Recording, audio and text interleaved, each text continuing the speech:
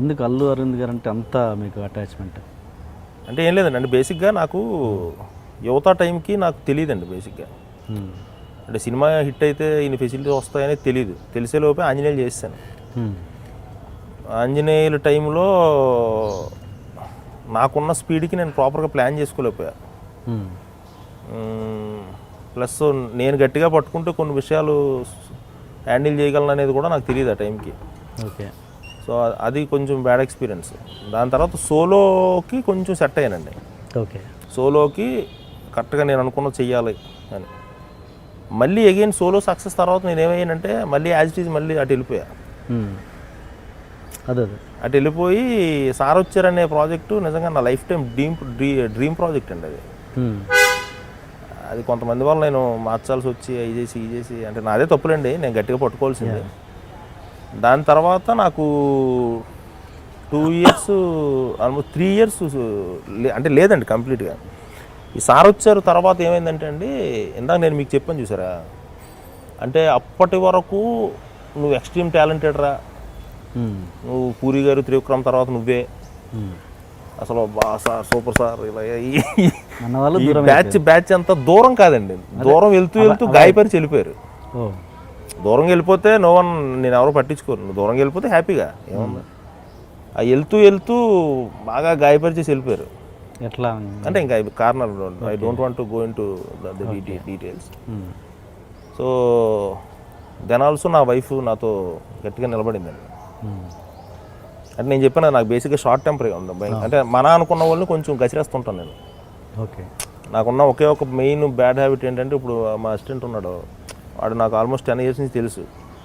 మిగతా వాళ్ళు చిరాకు తెప్పిస్తే ఓపిక్గా సమాధానం చెప్తుంటా, ఈ చిరాకు తెప్పిస్తే కోపడిపోతుంటా టప్మని. అది మేజర్ వీక్నెస్ అండి నాకు. అంటే నాకేంటే ఇటు మనవడు కదా అనే ఫీలింగ్ అనమాట. Common thing. అది అందరికి ఉంటుందా? ఉంటుందండి. తన వల్లనే కోపడతారు ఎవరైనా. ఏమో అదే నా ఒక్కడికే ఉన్నట్టు అందరూ పాయింట్అవుట్ చేస్తుంటారు బయటది. సరే ఓకే, లీవ్ ఇట్, అది వేరే విషయం అండి. సో ఈ సార్ వచ్చారు తర్వాత అంటే అంటే మామూలు డిస్రెస్పెక్ట్ కాదండి నాకు లైఫ్లో. అంటే సోలో లాంటి ఒక కథ రాసిన డైరెక్టర్ని ఒకసారి వచ్చారు ఫ్లాప్తో, ఏమో ఎంత పతనానికి పడిపోయినా నేను. అంటే ఇంకా పతనం అంటే మామూలు పతనం కాదండి అది. అంటే ఆర్థికంగాను టోటల్గా అసలు సొసైటీలో కానీ అసలు మొత్తం సినిమా ఛాన్సుల గురించి కాదండి నేను మాట్లాడేది. సినిమా ఛాన్స్లో I know my capacity. Any day నాకు ఒక మంచి ఐడియా స్ట్రైక్ అయితే నేను మళ్ళీ వచ్చి కొట్టేస్తాను, పెద్ద ప్రాబ్లం కాదు. కమింగ్ 15-20 years సినిమా వేస్తుంటాను, ఇంక వేరేదైనా నేను రాసుకుంటాను. నేను ఎవరి మీద డిపెండ్ అవ్వను, ఎవరి కథలో తీసుకోను నేను. నాట్ ఈవెన్ సింగిల్ డైలాగ్ కూడా I won't depend on anybody. Only disrespect. నాకు కొన్ని ఎపిసోడ్స్ ఉండేవి, బట్ నేను అంటే ఎక్స్ప్రెస్ చేసే స్టేజ్లో లేను, నేను ఫైట్ చేసే సిచ్యువేషన్లో కూడా లేను నేను. ఓకే. సో ఆ టైంలో మళ్ళీ wife second time carrying. Okay. Total world అంతా ఇంకా నాకు ఏంటో అనిపిస్తుంది, అమ్మ ఎందుకు నా తప్పులే సార్ అన్నీ. నేను సోలో తర్వాత నా మౌమాటం నాకు పంపించింది, కేవలం నా మౌమాటం సార్. ఇందులో ఎవరి తప్పు లేదు, ఎవడ పబ్బవాడు గడుపుకుంటాడు, కేవలం నా మౌమాటం అనమాట. సరే అయిపోయింది, ఎగైన్ కింద పడిపోయా. మళ్ళీ కింద అంటే ఈసారి కింద కూడా కాదు, ఎక్కడో పడిపోయా, ఏం కనపట్లే బయట. సో ఇది ఆ టైంలో అరవింద్ గారు ఫోన్ చేశారండి. అంటే నాకు బన్నీవాసు పరుగప్పు నుంచి బన్నీవాసు గారు పరిచయం బాగా. ఓకే.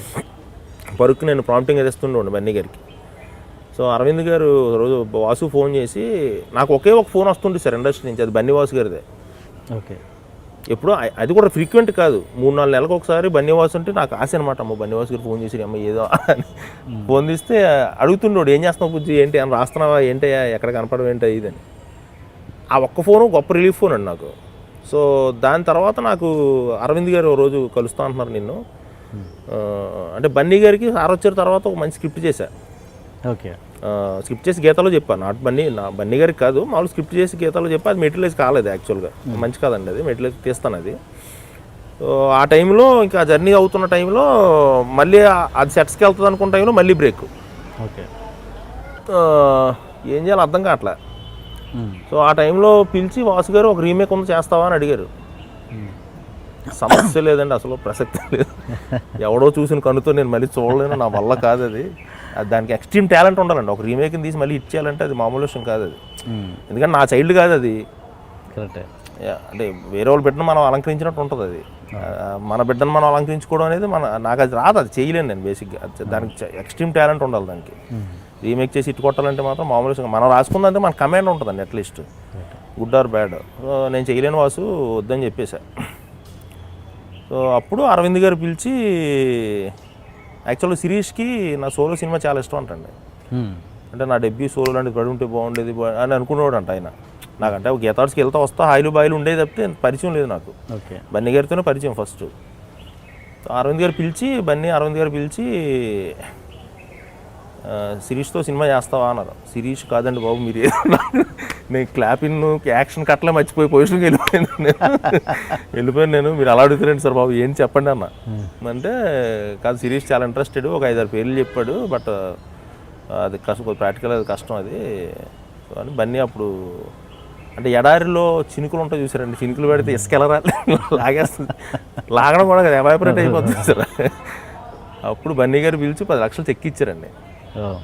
ఆల్మోస్ట్ ఒక 4 years తర్వాత నేను తీసుకున్న ఆ 10 లక్షల చెక్కు నాకు ఇప్పుడు 100 కోట్లతో సమానం అనమాట. సో చెక్ ఇచ్చారు ఆయన. ఇచ్చి బుజ్జి శిరీష్ చూడమంటే నీ చేతిలో పెడుతున్నాం మరి, దాంతో నమ్ముతున్నాడు నేను బాగా అది ఇది అని చెప్పాడు. చెప్తే అప్పుడు సరే అని చెప్పి కూర్చొని అప్పుడు వేరే కథ ఉంటే చెప్పా. చెప్తే అది శిరీష్ అంటే హానెస్ట్గా ఒప్పుకున్నాడు, అంత టైమింగ్ నేను ఇవ్వలేను సార్, నాకు సోలోలాగా ఏదన్నా ఒక మంచి కథ ఒకటి సెట్ చేయండి అంటే అప్పుడు కూర్చొని సీరియస్ సోమస్తూ రాశానండి. ఆ సినిమా బాగా వెళ్ళింది, హిట్ అయింది సినిమా. అంటే మేము తీసిన దానికి కరెక్ట్గా సరిపోయింది. కరెక్ట్గా ఆ టైంలో ఉంటుండగా నాకు కొడుకు పుట్టాడు అనమాట. సో నాకు ఎందుకు I want to show my gratitude. Srirastu Somastu ఎంత రేంజ్ హిట్, బ్లాక్ బస్టర్ ఇవన్నీ పక్కన పెడితే ఫస్ట్ ఆఫ్ ఆల్ ఒక డైరెక్టర్గా, ఒక రైటర్గా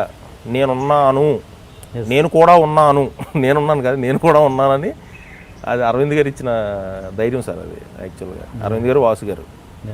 సో అప్పుడు నా కొడుకు చిన్నోడు పుట్టాడు. అప్పుడు అంటే అరవింద్ గారిని బాగా క్లోజ్ పీపుల్ అవి అని పిలుస్తుంటారు. అది నా కొడుకు ఆ పేరు వచ్చేలా పెట్టాడు. అది ఆయనకు కూడా తెలియదండి.